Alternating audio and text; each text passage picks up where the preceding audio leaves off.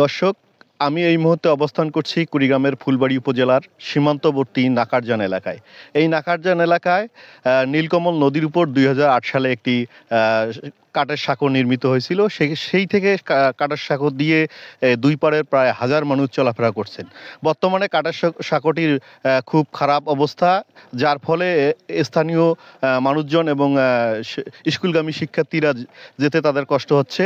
আমরা একজনকে পেয়েছি, আমরা এই মুহূর্তে যদি কথা বলি যে এই কাঠের সাঁকো নিয়ে দীর্ঘদিন ধরে আপনাদের সমস্যা কি কি সমস্যা একটু যদি বলেন।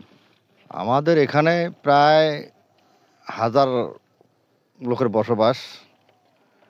তা প্রতিনিয়ত আমরা এটা ৮ সালে হয়েছিল। ৮ সাল থেকে আমার এই ব্রিজটা এমন দুর্ভোগ অবস্থায় আছে, চলাচলের মানে অপযোগী হয়ে গেছে, যার ফলে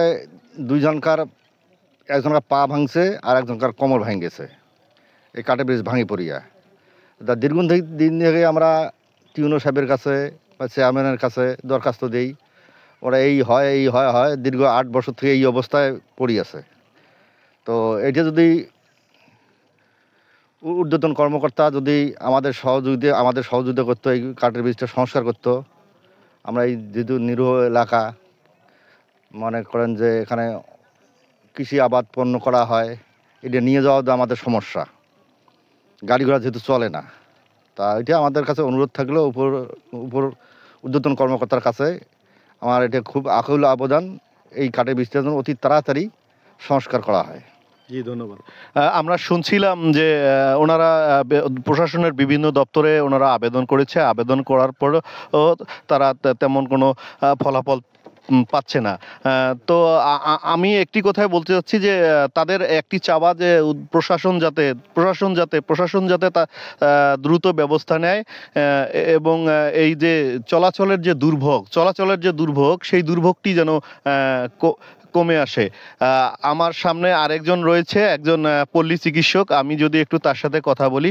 আপনি যে এই নরভরে সাঁকো দিয়ে চিকিৎসা দিতে প্রতিনিয়ত যান, কি ধরনের সমস্যা ফিল করেন? এখানে অনেক ধরনের সমস্যা হয়, অনেকে ব্রিজ থেকে পড়ে যায়, প্রতিনিয়ত পড়ে যায়। আমি রাতের আধারে এখানে চিকিৎসা দেওয়ার জন্য আসি, খুব অতি কষ্টে আসি যে সাঁকোটার অবস্থা।